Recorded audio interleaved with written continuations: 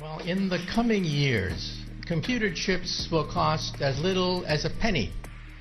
That's cheaper than garbage, cheaper than scrap paper. So computer chips will be everywhere and nowhere, including our contact lenses. So when we put on our contact lenses and blink, we will go online. And who were the first people to buy internet contact lenses? College students taking final examinations.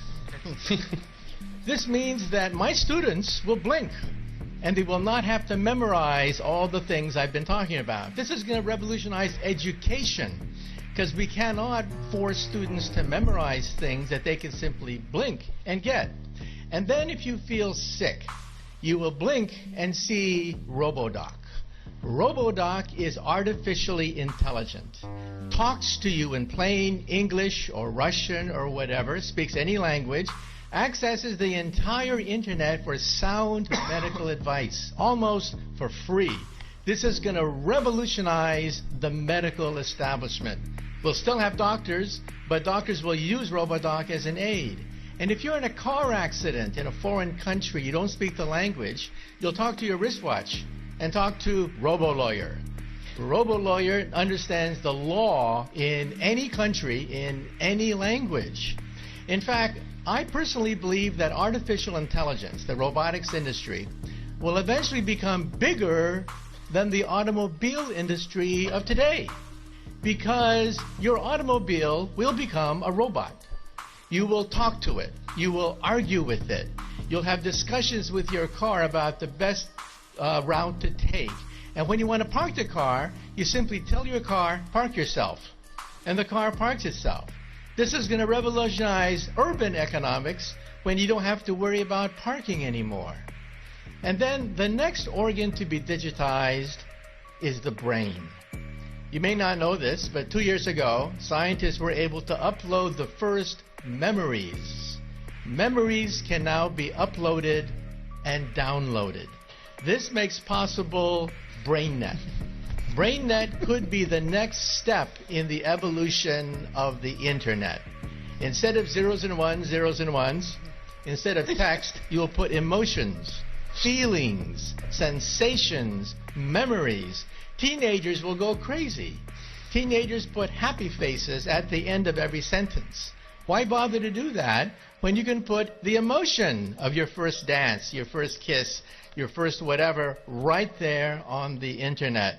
And so in the future, when you walk into a room, you will mentally command the internet. You'll take dictation mentally. You'll turn things on, turn things off, communicate with other people.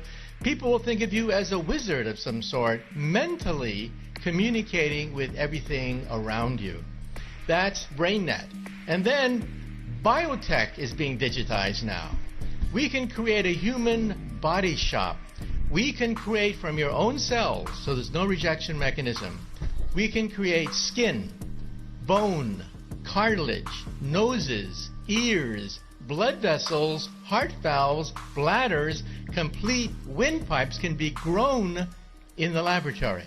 The next organ to be grown, by the way, is the liver. So for all you alcoholics in the audience, take heart. We may be able to grow your next liver. So even the economy is now being digitized into something I call perfect capitalism. You see, capitalism is based on supply and demand, but you don't know who's cheating you when you buy something. You don't know what the profit margin is. In the future, your contact lens will scan everything in a store, tell you who's cheating you, tell you who has the best product, what is the profit margin on every single thing that you can scan with your contact lens. And so capitalism becomes perfect supply and demand. This means that there are winners and losers. The losers will be middlemen. Because why did Amazon become so big? Why did Airbnb, why did Uber become so quickly so large? Because they digitized the middlemen. So I tell my friends, if you want to become a billionaire, take an industry, take any industry. Write down all the places where there's friction, where there is middlemen, where there's obstruction, where there's frustration. List all the places in any industry, digitize it, and you too could become another Amazon founder. Thank you, Professor. In good futurism, that is a future with both inspires and terrifies. So thank you. John X. Army, signing out from the belly of the beast.